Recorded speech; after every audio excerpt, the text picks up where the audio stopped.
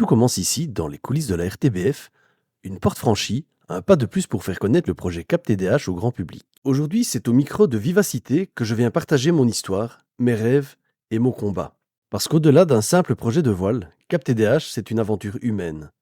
Une aventure qui parle de dépassement de soi, de sensibilisation et d'espoir. Dans cet entretien, je vous emmène au cœur du projet, de la passion de la mer à l'écriture d'un livre, en passant par le parcours parfois chaotique, mais toujours guidé par l'envie de transformer une différence en force. Place à l'interview. Et on vous emmène au large, très large même, puisque notre invité ce matin a un rêve un peu fou, mais surtout un projet profondément humain. Thomas Preyon, bonjour. Bonjour Xavier. Alors, vous êtes skipper amateur et porteur d'un projet original et engagé, Cap TDAH. Alors, en quelques mots, de quoi s'agit-il ? Eh bien, le TDAH, c'est un trouble du déficit et de l'attention avec ou sans hyperactivité. Et le projet qui est un peu fou, c'est traverser l'Atlantique en solitaire lors d'une course au large. Eh bien, on y revient dans un instant. Mais au-delà de la voile et du rêve d'une traversée, il y a une réalité plus profonde, celle du TDAH. Un trouble souvent mal compris, parfois stigmatisé, et pourtant vécu au quotidien par des milliers d'enfants et d'adultes. C'est mon histoire, celle de mes enfants, et c'est pour eux, pour nous, que ce projet prend tout son sens.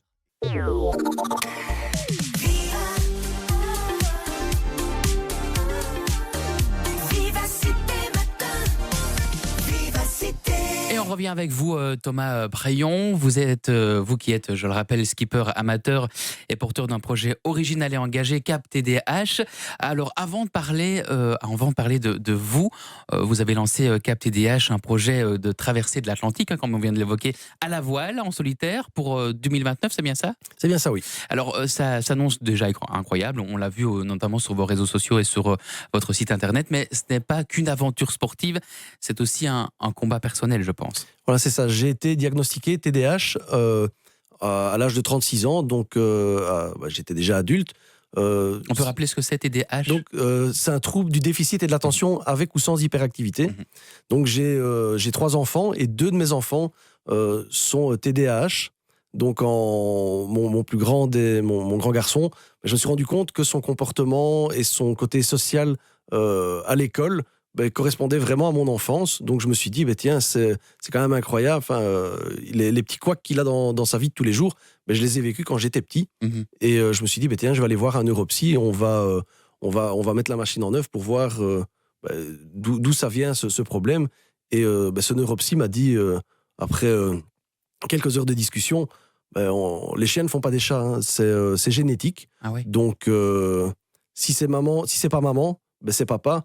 Et vu votre histoire, c'est pas maman. D'accord. Et vous visez une course pas comme les autres, la Mini Transat, cette traversée mythique de l'Atlantique en solitaire sur un tout petit voilier de 6,50 m, c'est bien ça ? Voilà, c'est ça. C'est sur un Mini 650, donc c'est un voilier de 6,50 m par 3 mètres, donc c'est très petit. C'est zéro confort. Il y a, l'intérieur du voilier, c'est une coque. C'est la coque. La nourriture à bord, c'est du déshydraté, du lyophilisé, c'est réchauffé avec de l'eau chaude. Voilà, c'est de l'adaptation. Et l'itinéraire, donc vous partez de...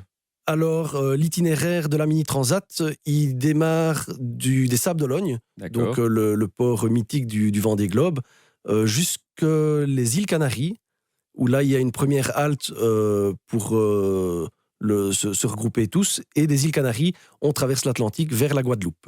Et pourquoi justement cette course est importante pour vous ?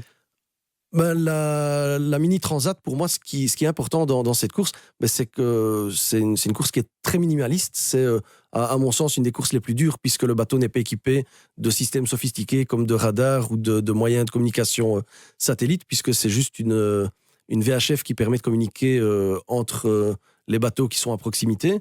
Ensuite, pour faire le lien avec le TDAH, mon TDAH, c'est mes tempêtes dans la tête, c'est une hyperactivité cérébrale en permanence.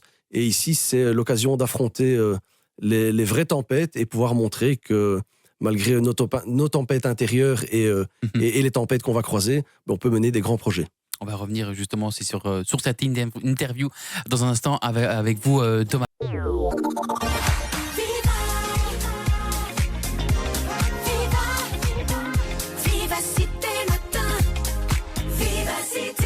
7h49, on revient avec vous, Thomas Prayon. Je vous rappelle que vous êtes skipper amateur et porteur d'un projet original et engagé. Comment on se prépare pour traverser l'Atlantique pour 2029 ? Vous commencez déjà, quand même, j'imagine, à vous préparer tout doucement ?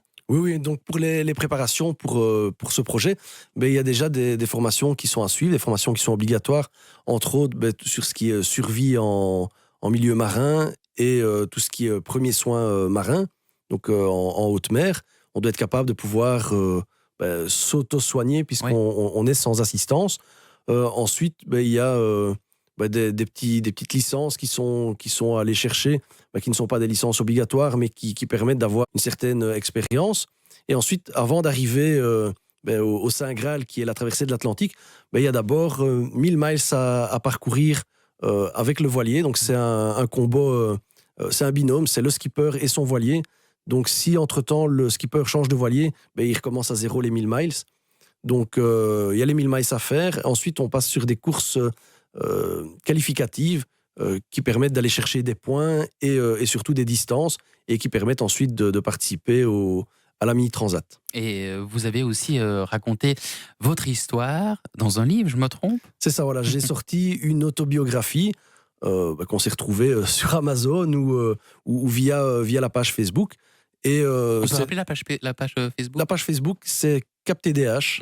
Okay. Voilà, il n'y a pas plus simple.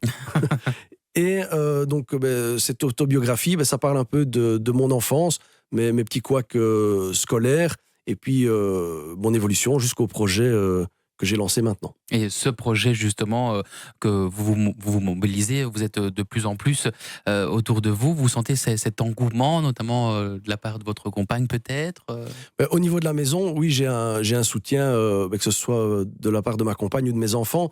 Mes enfants qui sont concernés par le TDAH sont super contents de voir qu'il y a de la mobilisation derrière. Mon grand est rentré à l'internat. À l'internat, tout le monde est au courant que papa a lancé un projet et qu'il veut traverser l'Atlantique. Et puis au niveau de la page Facebook, je suis passé de 200 followers à 800, presque 900 followers en quelques semaines. Donc voilà, on voit qu'il y a quand même une mobilisation, même des gens, les gens qui se sentent concernés, des gens qui ont lu le livre, qui m'envoient des petits messages en disant « mais je me retrouve vraiment dans ce que vous racontez ». Enfin voilà, il y a quand même les gens qui sont autour, beaucoup de retours positifs.